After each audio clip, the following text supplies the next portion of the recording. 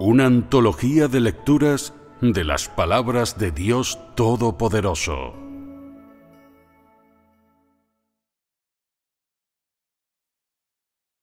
La obra de Dios, el carácter de Dios y Dios mismo. 3.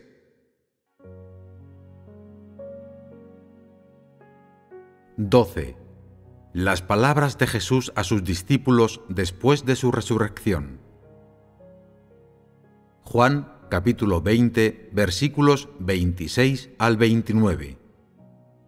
Y después de 8 días, sus discípulos estaban dentro, incluyendo a Tomás. Entonces, Jesús apareció cuando las puertas estaban cerradas. Se paró en medio de ellos y les dijo: «La paz sea con vosotros». Luego le dijo a Tomás: «Pon aquí tu dedo y mira mis manos. Estira tu mano y ponla en mi costado, y no carezcas de fe, pero cree».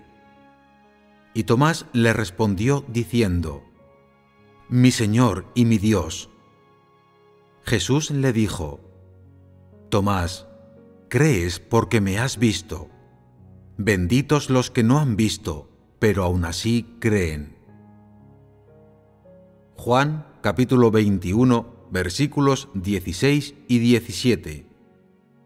Le dijo por segunda vez: «Simón, hijo de Jonás, ¿me amas?» Él le respondió: «Sí, Señor, tú sabes que te amo». Él le dijo: «Alimenta a mis ovejas».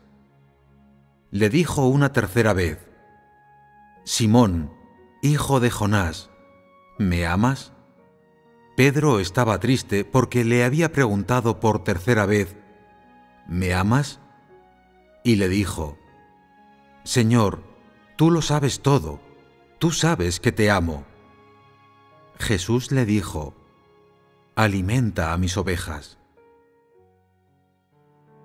Estos pasajes narran algunas cosas de las que el Señor Jesús hizo y les dijo a sus discípulos después de su resurrección. En primer lugar, echemos un vistazo a las posibles diferencias en el Señor Jesús antes y después de resucitar. ¿Seguía siendo el mismo que en el pasado? Las Escrituras contienen el siguiente versículo que le describe después de aquel acontecimiento. Entonces Jesús apareció cuando las puertas estaban cerradas. Se paró en medio de ellos y les dijo: «La paz sea con vosotros». Es evidente que en aquel tiempo Él ya no era un cuerpo de carne, sino espiritual. Esto se debe a que Él había trascendido los límites físicos, y cuando la puerta estaba cerrada, todavía Él pudo ponerse en medio de las personas y permitirles que lo vieran. Esta es la mayor diferencia entre el Señor Jesús posterior a la resurrección y el que vivió en la carne antes de ella. Aunque no había diferencia entre el aspecto del cuerpo espiritual de aquel momento y cómo era Él antes, ahora era un extraño para las personas, porque se había convertido en un cuerpo espiritual después de resucitar de entre los muertos. Comparado con su cuerpo anterior de carne, este cuerpo espiritual era más desconcertante y confuso para las personas. También creaba más distancia entre Él y ellas, quienes sentían en su corazón que el Señor Jesús se había vuelto más misterioso en ese tiempo. Esas interpretaciones y sentimientos por parte de ellas los transportó, de repente, a una era de creencia en un Dios que no podía verse ni tocarse. Por tanto, lo primero que Él hizo tras su resurrección fue permitir que todos lo vieran, confirmar su existencia y el hecho de su resurrección. Además, restauró su relación con las personas para que volviera a ser como la que tuvo con ellas cuando obraba en la carne, y era el Cristo que ellos podían ver y tocar. De este modo, uno de los resultados es que nadie tuvo dudas de que Él hubiera resucitado de la muerte después de haber sido clavado a la cruz, y que no se dudara de la obra del Señor Jesús para redimir a la humanidad. Otro resultado es que, al aparecerse tras la resurrección y permitir que lo vieran y lo tocaran, proporcionaba una firme garantía a la humanidad en la era de la gracia.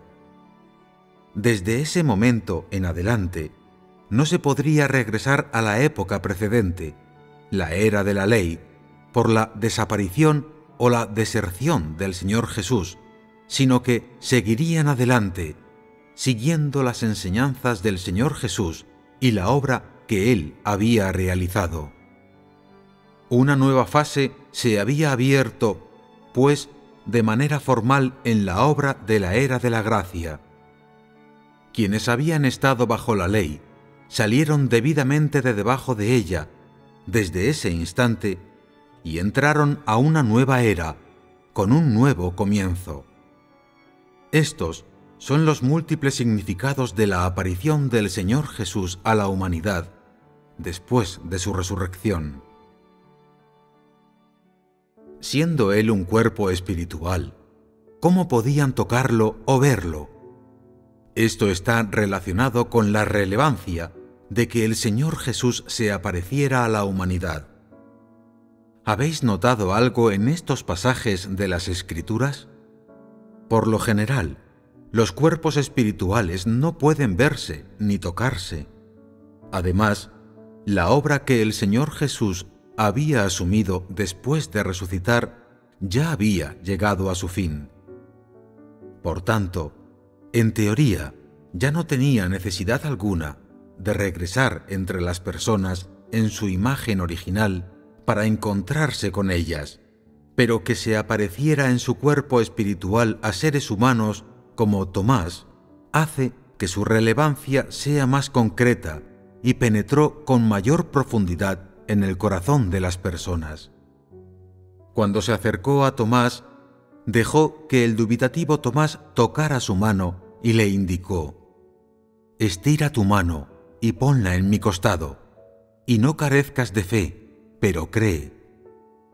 Estas palabras y estos actos no eran cosas que el Señor Jesús quisiera decir o hacer después de haber resucitado solamente, sino también antes de ser clavado a la cruz.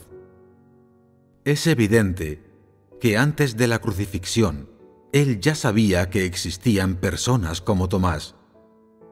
¿Qué podemos ver en esto? Él seguía siendo el mismo después de resucitar. Su esencia no había cambiado. Las dudas de Tomás no acababan de empezar, sino que le habían acompañado todo el tiempo que él había seguido al Señor Jesús. Pero Él era el Señor Jesús que había resucitado de entre los muertos y que había regresado del mundo espiritual con su imagen y su carácter originales y con la comprensión de la humanidad que tenía en su época en la carne. De modo que fue primero en busca de Tomás para que éste tocara su costado, para que no sólo viera su cuerpo espiritual después de la resurrección, sino que pudiera tocar y sentir la existencia de su cuerpo espiritual y se deshiciera de todas sus dudas. Antes de que el Señor Jesús fuera clavado a la cruz, Tomás siempre dudó de que fuera el Cristo y no podía creerlo. Su creencia en Dios solo se cimentaba en aquello que él podía ver con sus propios ojos, en lo que podía tocar con sus propias manos.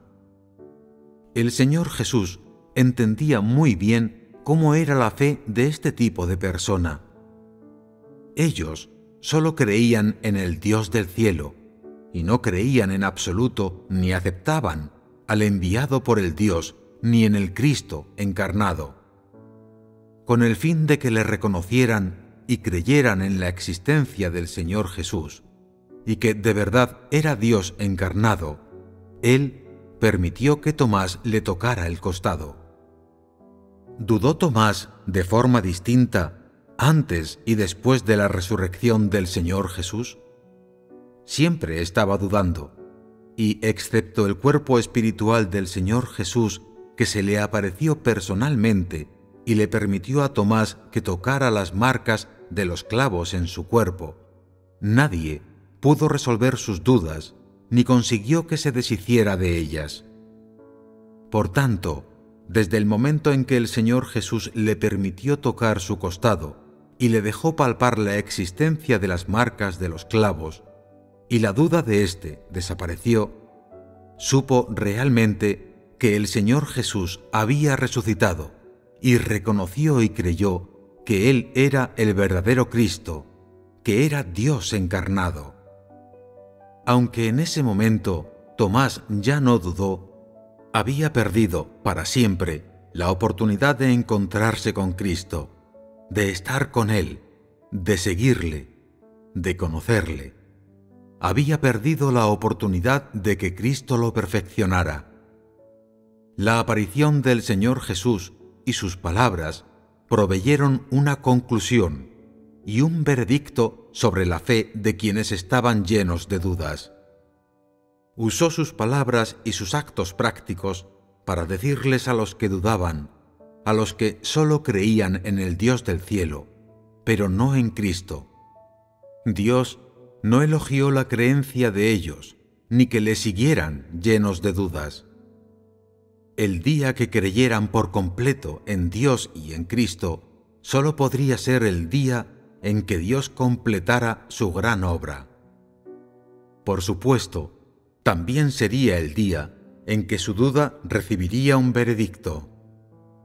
Su actitud hacia Cristo determinó su destino, y su obstinada duda significaba que su fe no había producido resultados, y su intransigencia indicaba que sus esperanzas eran en vano. Al estar su creencia en el Dios del cielo alimentada de ilusiones, y su duda hacia Cristo era en realidad su verdadera actitud hacia Dios, incluso aunque tocara las marcas de los clavos en el cuerpo del Señor Jesús, su fe seguía siendo inútil, y su resultado solo puede describirse como golpear el viento. Inútil. Lo que el Señor Jesús le dijo a Tomás también le indicaba claramente a todas las personas. El Señor Jesús resucitado es el Señor Jesús que había pasado con anterioridad 33 años y medio entre la humanidad. Aunque había sido clavado a la cruz y experimentado el valle de sombra de muerte y la resurrección, su aspecto no había sufrido cambio alguno.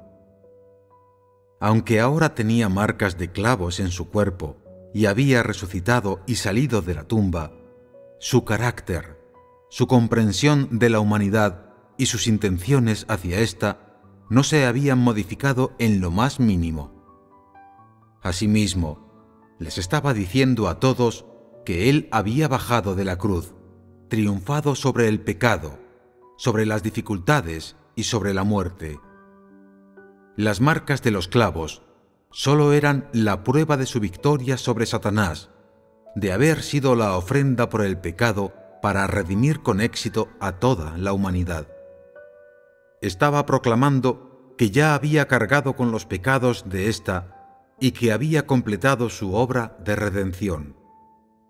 Cuando regresó para ver a sus discípulos, les dijo con su aparición: «Sigo vivo, sigo existiendo. Hoy estoy verdaderamente delante de vosotros para que podáis verme y tocarme. Siempre estaré con vosotros».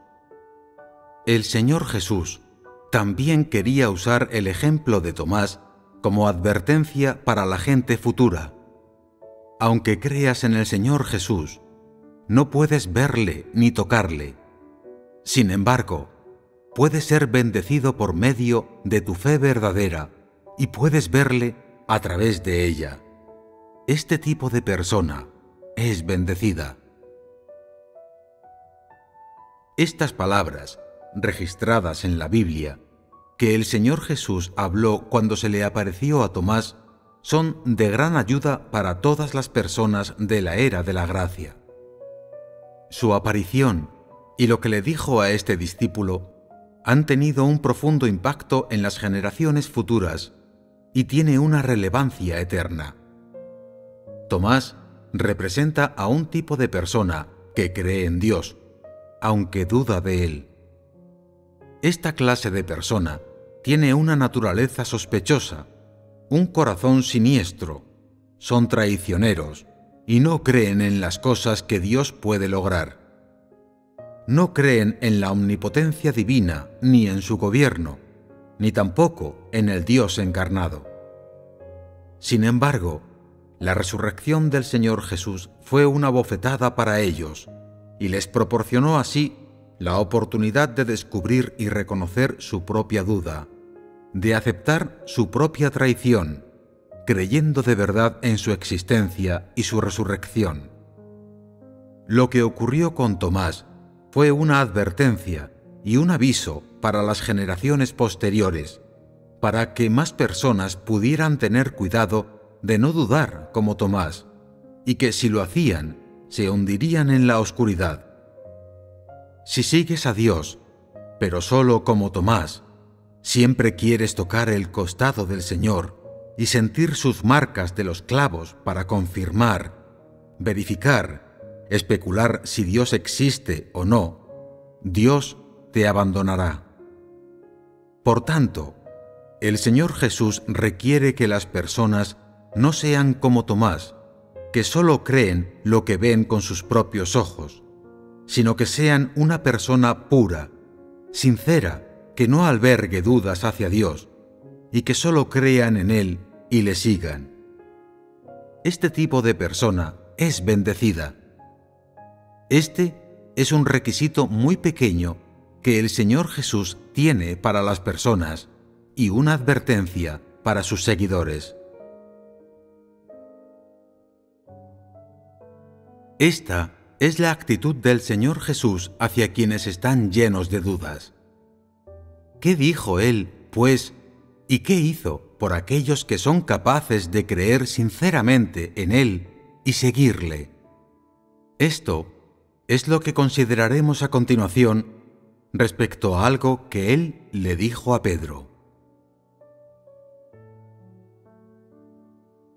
En esta conversación, el Señor Jesús le hizo una y otra vez la misma pregunta a Pedro. Pedro, ¿me amas? Es un nivel superior que Él exige de personas como Pedro, después de su resurrección, a los que creen de verdad en Cristo y se esfuerzan por amar al Señor. Esta pregunta fue una especie de investigación, de interrogación, y más aún, fue un requisito y una expectativa de esta clase de persona. Usó este método de preguntas para que pudieran reflexionar sobre sí mismos y mirar en su interior. ¿Cuáles son los requisitos del Señor Jesús para las personas? ¿Amo al Señor? ¿Soy una persona que ama a Dios? ¿Cómo debería amar a Dios? Aunque el Señor Jesús solo formulara esta pregunta a Pedro, la verdad es que en su corazón quería utilizar esa oportunidad para extender este tipo de interrogante a más personas que buscan amar a Dios. Lo que ocurre es que Pedro fue bendecido y actuó como representante de este tipo de persona y recibió las preguntas de la propia boca del Señor Jesús. Comparado con «estira tu mano y ponla en mi costado, y no carezcas de fe, pero cree», que el Señor Jesús dirigió a Tomás después de su resurrección, sus tres preguntas a Pedro: «Simón, hijo de Jonás, ¿me amas?», permite que las personas sientan mejor la severidad de su actitud y la urgencia que él sintió durante su interrogatorio. En cuanto al dubitativo Tomás, con su naturaleza astuta, el Señor Jesús le permitió que alargara la mano y tocara las marcas de los clavos, y esto le permitió creer que él era el Hijo del Hombre resucitado y reconocer la identidad del Señor Jesús como el Cristo. Y aunque él no reprendió con severidad a Tomás, ni expresó un claro juicio verbal sobre él, mediante actos prácticos le hizo saber que le entendía, a la vez que manifestó su actitud y su determinación hacia esa clase de personas. Sus requisitos y expectativas hacia ellas no se pueden considerar a partir de lo que él dijo. Y es que las personas como Tomás sencillamente no tienen ni idea de la fe verdadera. Los requisitos del Señor Jesús para ellos son solo en esto, pero la actitud que él reveló hacia los que eran como Pedro es totalmente diferente. Él no le pidió a Pedro que alargara la mano y tocara las marcas de los clavos, ni tampoco le dijo: «No carezcas de fe, pero cree». En vez de esto, le formuló varias veces la misma pregunta. Era una pregunta que invitaba a la reflexión, llena de significado, que provocaba indefectiblemente remordimiento y temor en cualquier seguidor de Cristo, pero que también revelaba el ánimo angustiado y triste del Señor Jesús. Y cuando están soportando gran dolor y sufrimiento, son más capaces de entender su preocupación y su inquietud. Se dan cuenta de su enseñanza sincera y sus requisitos estrictos a las personas puras y sinceras. La pregunta del Señor Jesús permite que éstas sientan que las expectativas que Él tiene respecto a las personas, reveladas en estas simples palabras, no son meramente para creer en Él y seguirle, sino para lograr tener amor, amar a tu Señor, a tu Dios. Este tipo de amor es preocuparse y obedecer, que los seres humanos vivan para Dios, mueran por Él, se lo dediquen todo a Él, y gastarlo y darlo todo por Él. Esta clase de amor también consiste en darle consuelo a Dios, permitirle disfrutar del testimonio y que descanse. Es como un reembolso que la humanidad le hace a Dios, su responsabilidad, su obligación y su deber, y el camino en que ésta debe seguir durante toda su vida. Estas tres preguntas eran un requisito y una exhortación que el Señor Jesús le hizo a Pedro y a todos aquellos que serían perfeccionados. Y fueron estas las que dirigieron a Pedro y lo motivaron a completar su camino en la vida. Fueron las preguntas del Señor Jesús, justo antes de partir, las que le llevaron a empezar su senda hacia el perfeccionamiento. Las que hicieron que, por su amor al Señor, se preocupara de su corazón, le obedeciera, le ofreciera consuelo, toda su vida y todo su ser, a causa de este amor. Durante la era de la gracia, la obra de Dios fue principalmente para dos tipos de personas. El primero, los que creían en Él y le seguían, que podían cumplir sus mandamientos, llevar la cruz y aferrarse al camino de la era de la gracia. Esta clase de persona lograría la bendición de Dios y gozaría de su gracia. El segundo tipo de persona era como Pedro, alguien que sería perfeccionado. Por tanto, después de que el Señor Jesús resucitara, lo primero que hizo fueron estas dos cosas llenas de significado. Una fue a Tomás y la otra a Pedro. ¿Qué representan estas dos cosas? ¿Acaso representan las verdaderas intenciones de Dios de salvar a la humanidad? ¿Representan la sinceridad de Dios hacia la humanidad? La obra que Él realizó con Tomás fue advertirles a las personas que no dudaran y que solo creyeran. En el caso de Pedro, fortaleció la fe de personas como él e hizo claros requisitos a este tipo de persona para mostrar qué objetivos deberían perseguir. Después de que el Señor Jesús resucitara, se apareció a aquellos que a él le pareció necesario, habló con ellos y les presentó sus requisitos, dejando atrás sus intenciones y sus expectativas respecto a ellos. Es decir, como Dios encarnado, no importaba si era durante su tiempo en la carne o en el cuerpo espiritual después de haber sido clavado a la cruz y tras resucitar. Su preocupación por la humanidad y sus requisitos a las personas no cambiaron. Le preocupaban estos discípulos antes de estar en la cruz. En su corazón, él tenía muy clara la situación de cada persona, entendió la deficiencia de cada uno y, por supuesto, su comprensión de cada una de ellas fue la misma después de morir, resucitar y convertirse en un cuerpo espiritual que cuando él estaba en la carne. Él sabía que las personas no estaban del todo seguras de su identidad como el Cristo, pero durante su tiempo en la carne no les hizo exigencias estrictas. Sin embargo, después de resucitar, se les apareció y los convenció absolutamente de que el Señor Jesús había venido de Dios, de que Él era Dios encarnado, y utilizó su aparición y su resurrección como la mayor visión y motivación para la búsqueda de la humanidad que dura toda una vida.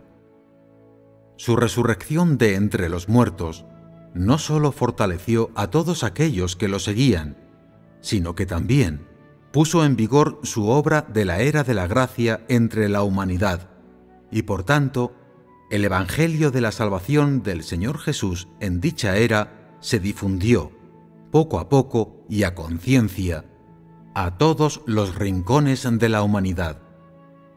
¿Dirías que la aparición del Señor Jesús después de su resurrección tuvo alguna relevancia? Si tú hubieras sido Tomás o Pedro en ese tiempo y te hubieras encontrado con algo tan significativo en tu vida, ¿qué clase de impacto tendría esto en ti? ¿Lo considerarías la mejor y más extraordinaria visión de tu vida de creencia en Dios? ¿Lo interpretarías como la fuerza impulsora de tu seguimiento de Dios, de tu esfuerzo por satisfacerle y de procurar su amor en tu vida? ¿Dedicarías el esfuerzo de toda una vida a difundir esta visión, que es la mayor de todas?